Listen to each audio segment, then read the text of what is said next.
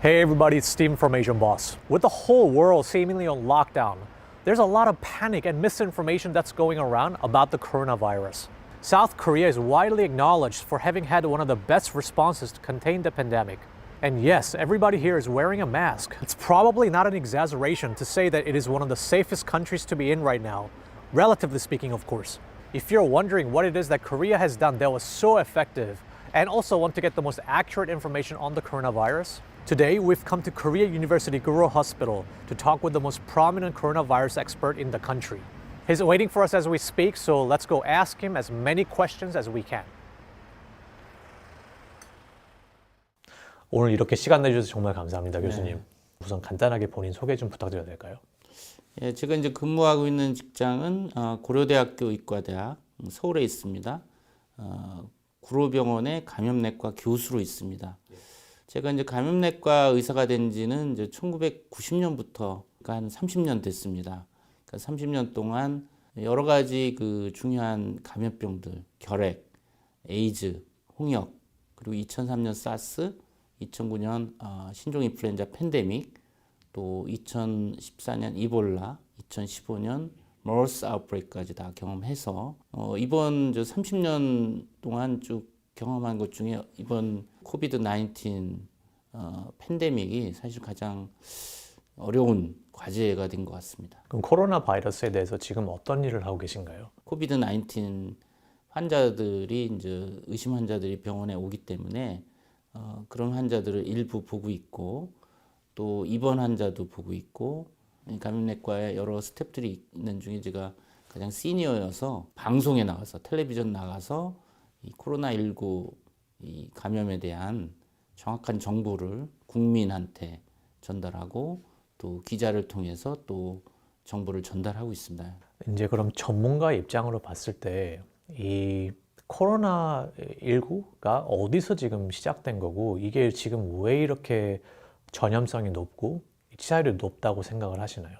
2019년 12월에 이제 중국 후베이성 우한시에서 원인 모르는 폐렴, 계질성 폐렴 환자들이 많이 생기고 사망자가 생겼습니다. 그것이 중국 정부가 알아채고 세계보건기구에 보고한 것이 2019년 12월 31일입니다. 지금 어떻게 보면 3개월도 안 됐죠.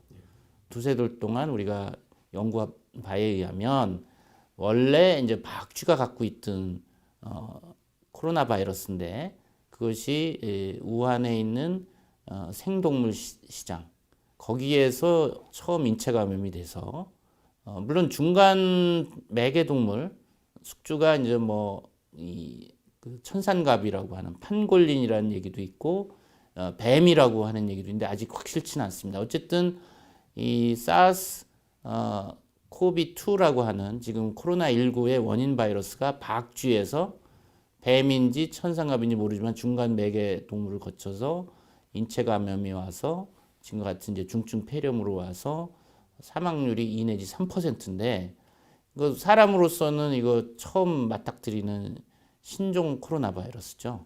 그렇다 보니까 우리가 치료제도 없고 백신도 없고 그래서 모든 나라가 지금 아주 그 어떤 환자 폭증에 따라서 특히 지금 유럽이 가장 심하죠. 미국도 지금 뉴욕을 비롯한 대도시에서 환자가 많이 발생하고 있죠. 그래서 상당히 위협이다 그런 상황입니다. 사람들이 아직도 이 정확하게 코로나 이게 19가 뭔지 잘 모르는 것 같아요. 그렇죠.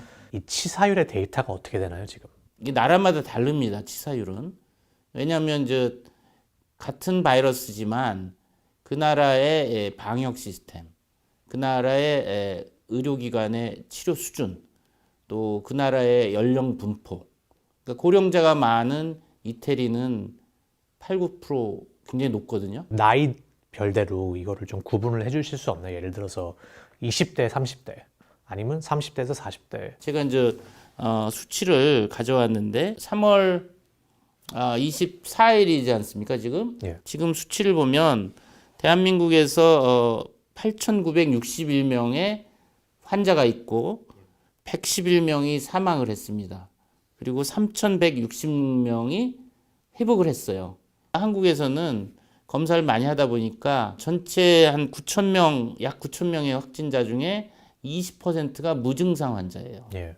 그러다 보니까 전체적인 규모를 우리가 잘 알고 있죠. 어느 나라보다. 그래서 나이대별로 나눠보면 80대 이상이 11.6% 치사율입니다. 한국에서. 70대는 6.3%, 60대가 1.5%입니다. 50대가 0.4%.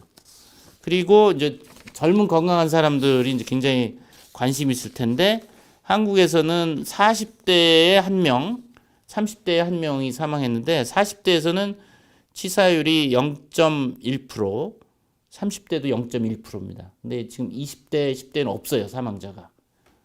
그러니까 어떻게 보면은 한국에서도 사망자의 90%는 60세 이상의 고령자에서 발생하고 있는 거죠. 그럼 이 바이러스가 왜 고령자한테만 이렇게 위험한 건가요? 신종 바이러스이기 때문에 백신도 없고 치료제도 없기 때문에 오로지 바이러스 감염됐을 때 싸울 수 있는 무기는 본인의 면역 방어 시스템이에요. 그러니까 10대, 20대, 30대, 40대까지는 가볍게 앓고 뭐 1, 2주 정도 몸살 감기로 앓고 대부분 낫게 되죠. 그럼 이제 증상이 아예 없을 수도 있고. 없을 수도 있고. 지금 우리나라 한국 자료 보면 전체 9천 명 중에 20%가 증상이 없어요. 이게 이제 함정이죠, 어떻게 보면. 증상이 없으면서도 전염성이 있기 때문에 이게 함정이라는 거죠. 그런데 60세 이상을 넘어가면은 면역이 노화가 됩니다. 임뮨 세네센스라고 하는데 특히 80대 이상 되면은 우리가 암 환자처럼 면역이 비유하자면 암 환자 면역 떨어지잖아요. 예. 그런 것처럼 80세 이상이 되면 급격하게 면역이 떨어집니다. 그러다 보니까 바이러스가 80대, 70대에 침투하면은 제대로 이겨내질 못하고 압도돼 가지고 바이러스가 폐렴이라든지 또 그 전신에 이제 염증을 일으켜서 이 고령자에서는 중증 질환으로 가고 또 위중한 크리티컬한 컨디션으로도 가고 사망 위험이 높은 거죠. 또는 만성 기저질환, 소위 이제 크로닉 메디컬 컨디션을 갖고 있는 분들인데 이분들은 뭐 60세 미만이라도 만약 심혈관 질환, 심장 혈관 질환이 있거나 만성 폐 질환이 있거나 당뇨병이 있거나 담배 많이 피는 사람들. 왜냐면 호흡기에 담배 피면 호흡기에 니코틴이 많이 끼면서 이 호흡기가 상처 나고 그래서 담배 피는 사람도 중증으로 가고 뭐 그게 아니더라도 뭐 그 면역 억제제, 스테로이드라든지 항암제 쓰는 사람들도 위험합니다. 그러면 이제 한번 걸렸어요. 난 다음에 또 걸릴 수 있는 건가요? 네. 지금 그게 이제 굉장히 두려운 거죠. 지금 아직 모르는 부분이 많아요. 보통 우리가 어떤 병에 걸리고 나면 항체가 생깁니다. 대개 2주 정도 되면 항체가 생겨요. 그 다음에 같은 병에 안 걸려요. 지금 코로나19의 경우는 코로나19를 걸리고 나서 회복을 해서 퇴원했어요. 근데 한 5일 내지 7일 뒤에 다시 증상이 나오고 바이러스가 또 나오는 그런 재발 사례들이 있거든요. 그런 경우들이 가끔 있습니다. 그러면 이 코로나19라는 게 어떻게 걸리는 거예요? 예를 들어서 사람들의 인식은 이게 내가 숨만 내쉬어도 걸린다. 아니면 이게 무슨 어떤 내 얼굴에 재채기를 해야지만 걸리는 거다. 되게 이제 크게 세 가지입니다. 이 주로 이게 호흡기로 바이러스가 들어와서 염증을 일으키면서 열이 나고 기침하고 호흡곤란 있고 이게 이제 주증상인데 예. 그러면 환자가 이제 기침 재채기를 하면 드랍플래시라고 비말이라는 게 이렇게 나옵니다. 침 튀기는 거잖아요. 예, 침 튀는 건데 그 비말이라는 거는 그 침방울이 5마이크론보다 큰 거를 드랍플렛 비말이라고 합니다. 그 안에 수많은 바이러스가 포함되어 있죠. 침방울에. 그 환자로부터 나오는 침방울에. 근데 이제 5마이크론보다 크다 보니까 이게 기침 재채기를 하면 이렇게 포물선을 그리면서 1m 이내 아니면 멀면은 뭐 2m 이내에 떨어지죠. 그러면 눈이나 코나 입의 점막으로 바이러스가 침투하는 거예요. 눈으로도 들어갈 수가 그렇죠. 있는 거네요. 네, 점막으로. 소문에 뭐 쳐다만 봐도 걸린다라고 하는데 그건 잘못된 정보고. 아니면 그냥 공기로 이렇게 그 사람이 지나갔는데 네. 그 다음에 한참 있다가 지나가면 뭐 걸린다 약간. 그건 이제 공기는 좀 다른 거라 이제 다시 설명을 드릴 텐데 네. 가장 흔한 거는 이렇게 비말로 기침 재채기로 전파하는 게 하나고 두 번째는 그 콧물 재채기가 있으면 우리가 손으로 이렇게 비비잖아요. 알게 모르게 무의식적으로. 그럼 손에 콧물이 묻으면서 바이러스가 묻는단 말이에요. 예. 그럼 그걸로 제가 악수를 한다. 그러면 이제 악수를 통해서 접촉 전파가 되는 거죠. 이게 두 번째고, 또 하나는 제가 이제 환자가 기침 재채기를 하면 그 비말이 이런 탁자라든지 또 아니면 손잡이라든지 컴퓨터 키보드라든지 이런 데 묻어요. 그러면 이 짧으면 수시간, 길면 3, 4일 그 이상 장기간 3, 4일. 살아 있어요. 네. 예를 들어서 이런데 이제 누가 이렇게 만졌어요. 네. 그럼 이게 며칠 동안 가나요, 이게? 이런 탁자는 한 3일 정도 가죠. 종이나 이런 옷 같은 텍스타일에 바이러스가 묻으면 생존 기간이 좀 상당히 짧아요. 한 몇 시간이면 그러면? 뭐 종이 같은 경우는 하루 정도. 예. 네. 이게 달라요, 상당히 온도, 습도. 한국처럼 이렇게 겨울에는 온도가 뭐 5도, 습도는 한 30%. 이럴 때는 바이러스가 오래 간다는 거죠. 이 탁자 표면에서 뭐 5일, 7일까지도 갈 수가 있어요. 그 몇 시간 뒤에 이제 지나가는 사람이 손에 묻히면 손에 바이러스가 또 묻겠죠. 아직 살아 있으니까. 그걸로 눈, 코, 입을 또 만지면 감염이 되는. 결국에는 그럼 뭐 공기로 이렇게 숨만 들여 마신다고 뭐 전염되는 건 아니네요. 그렇죠. 그러니까 일반적으로 우리가 일상생활에서는 비말 전염과 접촉 전염과 간접 접촉 이 세 가지가 전파가 되는데 예. 단 특수한 상황에서는 공기 전파가 가능한 거죠. 공기 전파라는 건 이제 에어로졸 트랜스미션이라고 그러고 또는 에어본 트랜스미션이라고 하는 건데 지금 신천지 교회에서 대한민국에서 뭐 수천 명 그 환자가 생겼지 않습니까? 10층에 교회가 있었는데 거기에 그 밀폐된 공간에 겨울철이다 보니까 창문도 닫혀 있죠.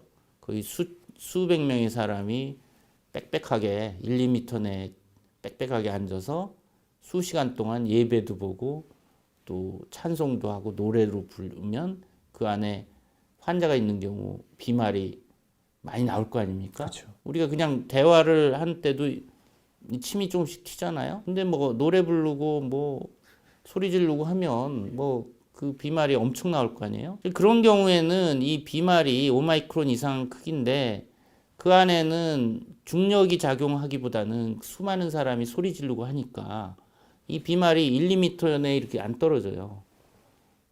그러니까 공기 흐름이 수직이 아니라 수평으로도 가니까. 그러면 그 비말이 소리 지르면 1, 2m를 넘어서 이렇게 멀리 가면서 이게 마릅니다. 그러니까 5마이크론보다 작은 사이즈로 작아져요. 그게 이제 에어로졸인 거죠.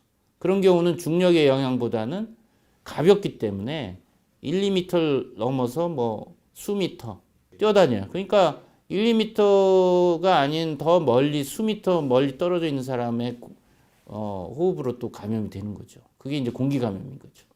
그렇기 때문에 그 신천지라든지 뭐 콜센터라든지 또 밀폐된 공간에 많은 사람들이 빽빽하게 있고 소리 지르고 그 안에서 같이 옹기종기 모여서 식사도 하고 그게 공통적인 요인이에요. 그치만 우리가 뭐 야외에서 공원이나 뭐 이런 산에서 등산하면서 그런 데는 폐쇄된 환경이 아니니까 예. 그런 데서는 공기 전파는 안 되죠. 교수님께서는 어떤 사람들에게 확진 검사를 받아보라고 권장을 하실까요? 일단은 뭐 열이나 인후통이나 뭐 기침, 호흡곤란 있는 사람들 받아야 되고 특히 고위험군들 60세 이상 기저질환 환자들은 이분들은 증상이 그냥 피곤하다 또 왠지 식욕이 떨어진다 축 늘어진다 온몸이 쑤신다 어떤 경우는 최근에 이제 뭐 우리 병원 연구진들도 확인한 건데 이 코로나19에 걸리면 약 30%에서는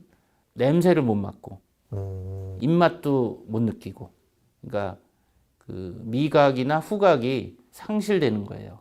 뭐 5일에서 10일 정도 그런 걸 느끼거든요.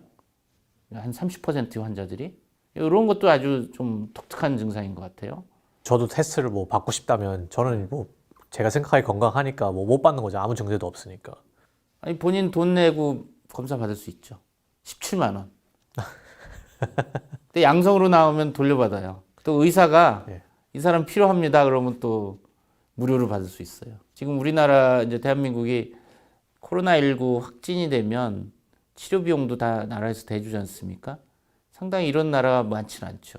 그럼 눈으로 들어갈 수 있다고 하는데 이제 주변을 둘러봤을 때 모든 한국 사람들이 거의 마스크를 차고 있잖아요, 지금. 네. 그래서 오늘 저도 이렇게 제 마스크를 가지고 왔거든요. 네. 근데 이 마스크가 어차피 눈으로 들어가는데 이거를 써봤자 소용이 있는 건지 그럼. 안경 쓰고 계시잖아요. 전 안경도 도움이 되는 거예요. 아, 그럼요.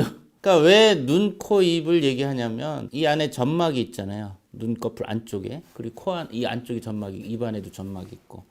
이 피부로는 못 들어와요, 바이러스가. 그러니까 눈, 코, 입의 점막에, 호흡기 점막에는 바이러스가 붙는 리셉터가 있어요. ACE2 리셉터라고. 그게 붙어야지 바이러스가 들어가요. 피부에는 없어요. 피부는 이게 일종의 그 배리어예요. 방어막이라고. 그러니까 귀로는 안 들어가죠. 그러면 지금 이 마스크를 하는 게 얼마나 효과가 있나요? 마스크 효과 있죠. 있습니다. 예, 그럼요. 그러니까 왜냐면 2003년 사스 때도 그랬고, 그러니까 홍콩에서 뭐 그 싱가포르, 캐나다, 대만, 중국에서 사스 때 의료진들이 많이 감염됐거든요. 처음에는 모르고서. 지금도 중국 우한에라든지 이태리도 의료진 많이 감염됐잖아요. 그때도 연구를 해보니까 마스크 쓰고 손 씻기 한 의료진이 안 한 의료진보다 감염률이 현저히 낮아요. 소위 서구 사회, 유럽이나 미국 이런 데는 일반인들 안 쓰잖아요. 예. 예, 전 그게 좀 이상하다고 보는데 그렇게 이제 미국 서전 제너럴이 마스크 쓸 필요 없다. 또 뭐 WHO에서도 마스크를 일반 사람들한테 권고하지 않는다 그러니까 저는 그게 아니다. 그 트위터인가 어디 올린 거 보니까 그걸 잘 해석을 해야 돼. 보면 일반인들이 마스크를 그렇게 살려고 애를 쓰는데 그럴 필요 없다. 마스크는 의료진이 제일 필요하다. 의료진이 마스크가 없으면 더 위험해질 수가 있다. 환자를 진료를 못하니까. 그러니까 거기에 보면은 이 미국처럼 마스크가 부족한 상황에서 제일 우선순위는 의료진한테 가야 되는데 그러니까 이제 그 공급이 모자르니까 그렇죠. 그래서 그렇게 얘기한 거지. 원래 쓰긴 써야 되는데 예. 제가 가지고 있는 게 이게 지금 KF94거든요. 그러니까 이게 저는 N95랑 예, 비슷하다고 컴패터블한 보는데 거죠. KF94를 쓰는 건 N95를 쓰는 거나 마찬가지니까 예. 의료진한테 필요한 걸 일반인들이 쓰는 거예요. 근데 제가 보기에는 길거리는 다 대부분 사람들이 요즘은 이제 KF94를 쓰고 있거든요. 어쨌든 결론은 이거를 쓰면은 확실히 보호가 되긴 하는 거네요. 그럼요. 예. 아니 왜 의료진들이 병원에서 마스크를 뭐 쓰겠어요. 예방이 되니까 쓰는 거지. 그리고 이미 사스나 메르스 때 다 입증이 됐다고요. 한국에서 사람들이 이렇게 마스크를 많이 쓰고 다니기 때문에 그만큼 감염이 좀 덜하다고 봐도 되는 거예요. 그럼요. 그러니까 WHO도 그 마스크에 대한 권고사항에 일반인들이 마스크 착용을 권고하지 않는다. 단 동양권에서는 문화적 차이로 마스크를 권고하기도 한다. 이렇게 돼 있는데 사실 그것도 좀 문제가 있죠. 왜냐하면 분명히 마스크가 예방 효과가 있는데 지금 뭐 중국이나 홍콩이나 일본이나 한국이나 다 아시아권은 마스크 쓰잖아요. 지금 많은 나라들이 유럽이나 미국 환자가 급작스럽게 늘어서 지금 난리잖아요. 한국은 그나마 지금 환자가 그렇게 많지 않은 이유 중에 하나가 이런 마스크 착용, 또 손 씻기 열심히 하는 거. 지금 한국을 되게 다 칭찬을 하고 있거든요. 네. 반응이 되게 빠르다. 네. 또 테스트 같은 것도 뭐 엄청나게 지금 한다. 근데 한국이 지금 테스트를 얼마나 많이 하고 있나요? 그러니까 하루에 15,000건을 실시를 해서 현재 지금 까지 이제 지금 33만 8천 건을 했어요. 3월 23일까지 33만 8천 건을 했어요. 근데 다른 나라는 지금 테스트를 못해서 지금 난리잖아요. 근데 왜 한국이 어떻게 이렇게 빨리 테스트를 거의 30만 건을 넘게 할 수 있었나요? 한국이 왜 이러냐면 2009년 신종 인플루엔자 팬데믹을 겪었고 또 2015년 5년 전에 머스 아웃브레이크를 겪어서 많은 국민들이 그 교육을 받았어요. 그 교훈을 얻었다고요. 그걸 겪으면서 손 씻기와 마스크 착용이 예방이 되는구나. 머스 아웃브레이크 때 그때 이미 우리는 진단 키트를 빨리 개발해서 사용하는 것이 중요하다라는 걸 알고 있었어요. 제가도 뭐 머스 아웃브레이크 때 그 국가적인 래피드 리스폰스 팀장으로 이제 그걸 직접 방역의 일선에 있었는데 그때도 제가 제일 중요한 거는 우리가 백신이나 치료제는 개발할 수 없어요, 초기에. 그렇지만 진단키트는 PCR이라고 하는 아주 우수한 분자진단 검사법이 있기 때문에 제일 먼저 강조한 것은 진단키트를 빨리 개발해서 널리 배포하는 것이다. 왜냐하면 환자가 열이 나고 기침하고 의심 왔는데 코로나19인지 아닌지를 알아야 예. 환자를 격리하고 치료하고 또 그 사람이 돌아다닌 그 동선을 따라서 접촉자를 또 찾아서 증상 있으면 검사하고 또 격리하고 이게 방역의 핵심이거든요. 그리고 이미 2015년을 기점으로 해서 정부에서도 이 분자진단 키트에 대한 리서치 앤 디벨롭 R&D 연구 개발에 많이 투자를 했어요.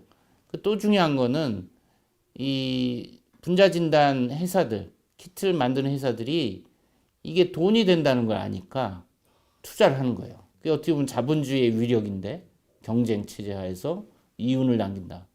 가장 동기부여가 강한 거죠. 그러면 지금 다른 나라들이 이렇게 반응하긴 좀 늦은 거네요. 어떻게 보면 이런 인프라가 그렇죠. 안 잡혀 있으니까. 예. 머스는 주로 사우디에서 2012년 이후에 중동에서 계속 일종의 풍토병처럼 계속 생기지만 중동 이해에서 이 머스 아웃브레이크를 크게 경험한 나라는 한국이 유일해요.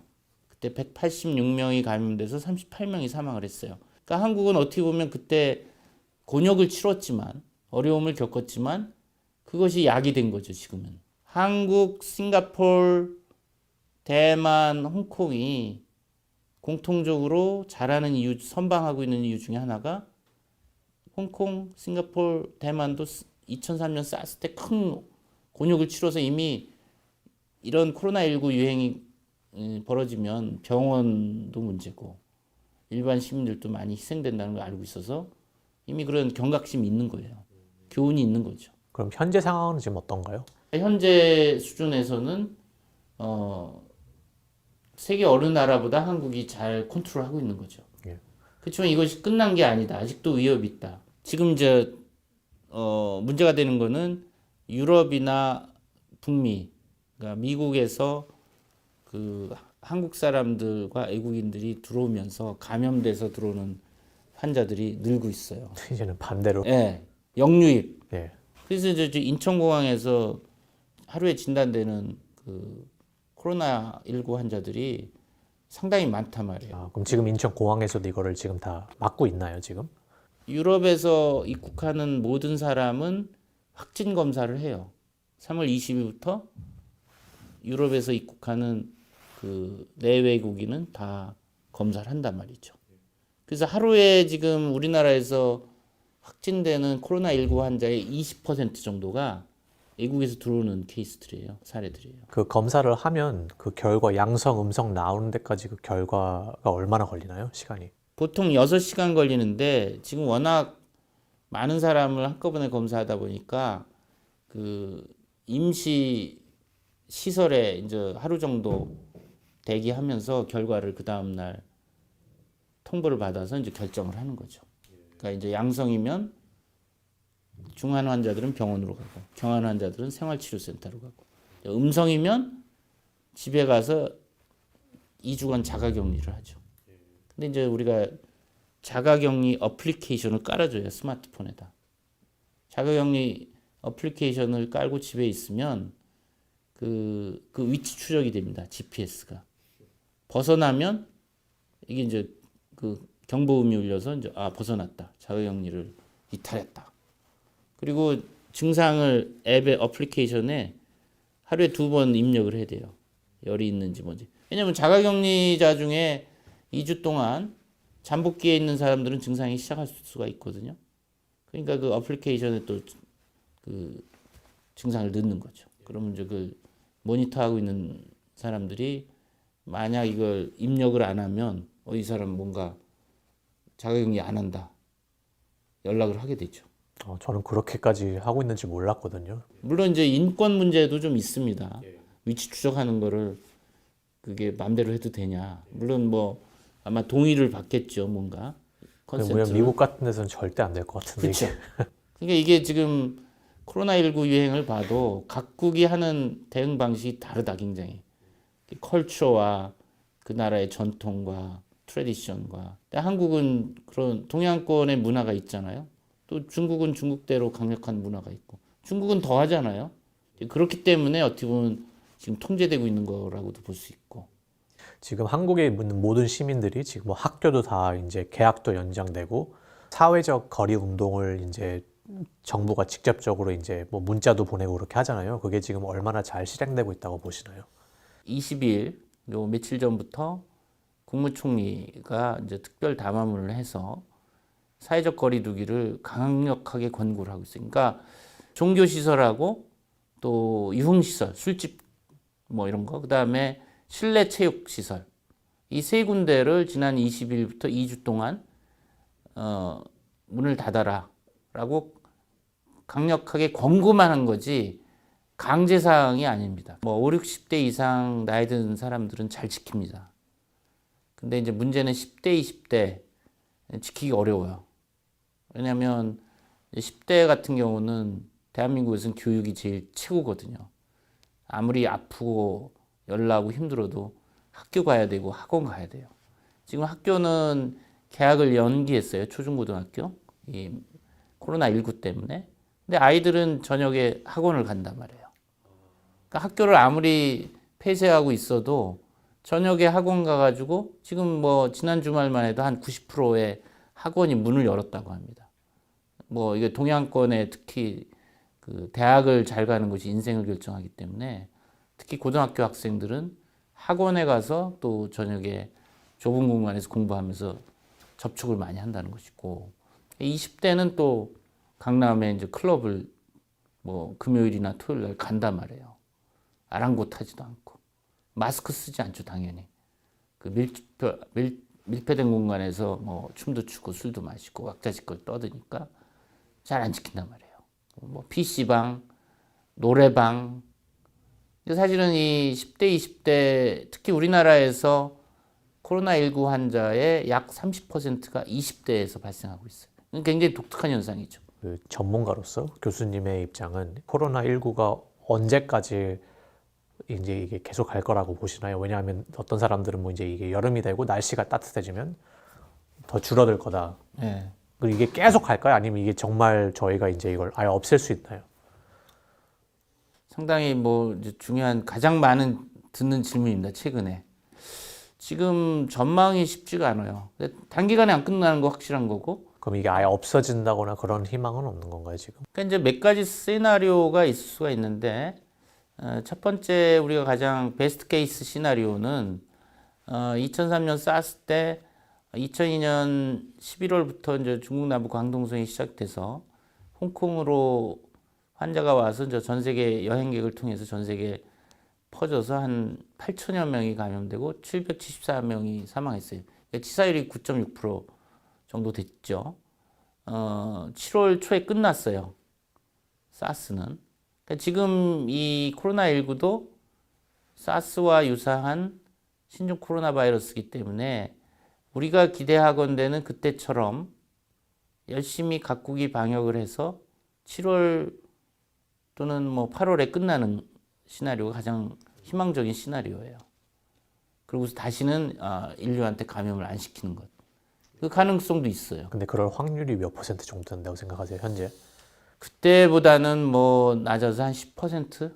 10% 정도. 그보다 미만이겠죠. 왜냐면 그때 2003년은 벌써 17년 전이에요. 그때는 항공 여행이 그렇게 활발하지 않았어요. 지금은 전 세계가 일종의 국경이 없잖아요.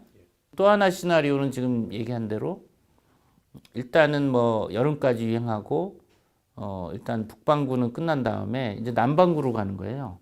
호주라든지 저쪽 남아프리카 공화국 남미는 그때 겨울이 되거든요. 그리고 또 이제 10월, 11월에 이제 북반구로 또 오는 거죠. 우리 독감처럼 계절 독감처럼 순환을 하는 거예요. 세 번째는 우리가 이제 운 좋게 백신을 개발해서 백신을 접종해서 이제 전 인구도 와서 우리가 이제 천연두를 1980년도에 백신 접종으로 지구상에서 소멸시켰듯이 백신이 아주 효과적인 백신이 나온다면 그걸 접종을 해서 유행하지 않게 끝내 종식시키는 그것도 하나의 시나리오이긴 한데 가장 야심차면서도 달성하기 쉽지 않은 시나리오죠. 이거 백신이라고 하시면 지금 이 백신 개발이 어디까지 와 있는 상태이고 이게 지금 이제 나와서 시장에 나와서 대중들이 이거를 다 접종을 받을 때까지 시간이 얼마나 걸릴까요? 이 타임 프레임을 좀 주시면. 새로운 병균의 백신 개발은 10년 내지 15년 걸리고 돈은 1조 원이 들어요.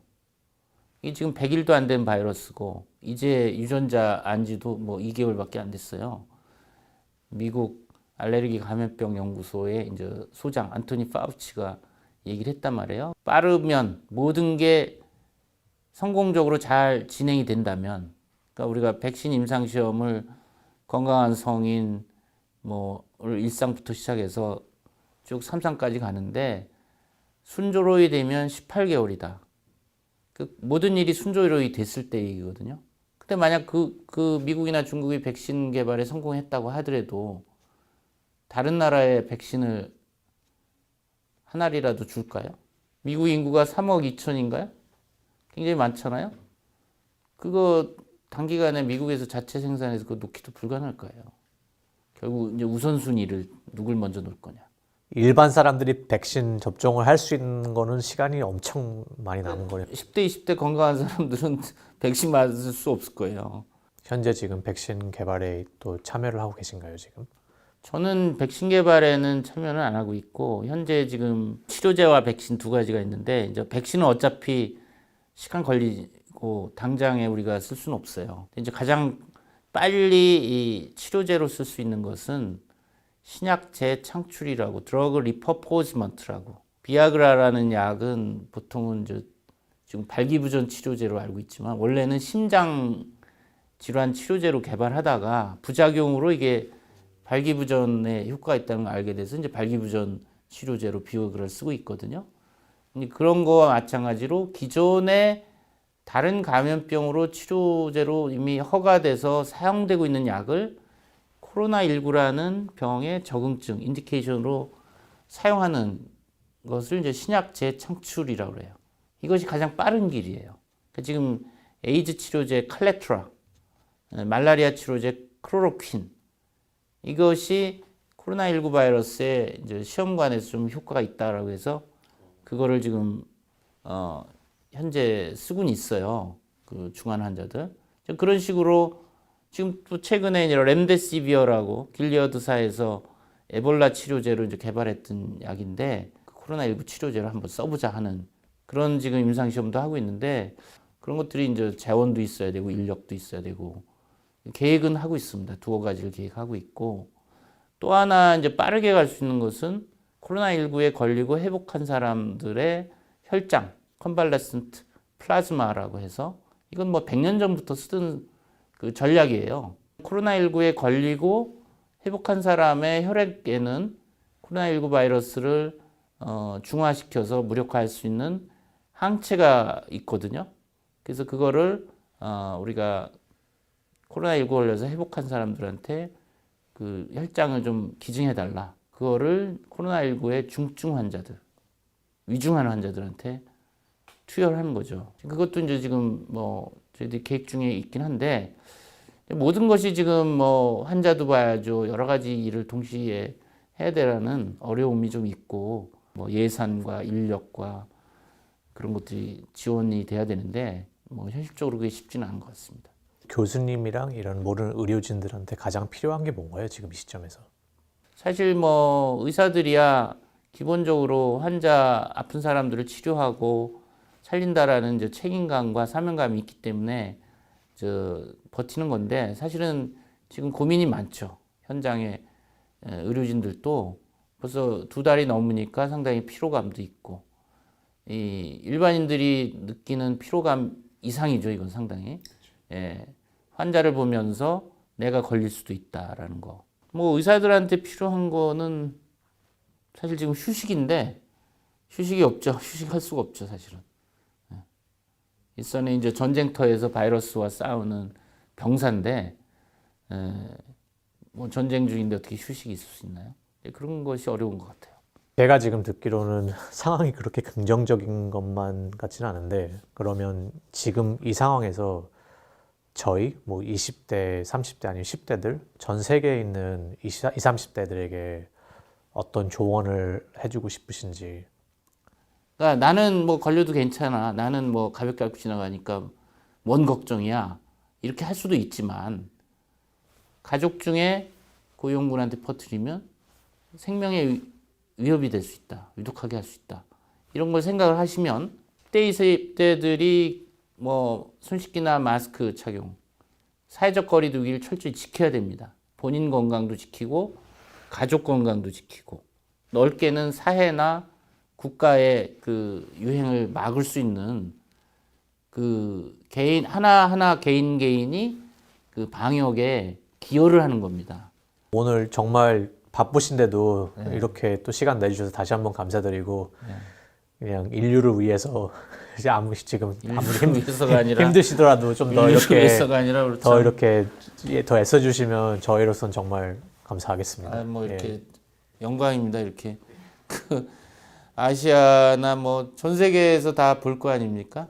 예, 그래서 한국에서의 그 이 코로나19에서 잘 대응한 점들을 다른 나라들이 좀 본받고 한국에서 잘 못한 부분은 또 본받지 말고 그건 좀 교정해서 잘 전략을 짜면 될 것 같아요.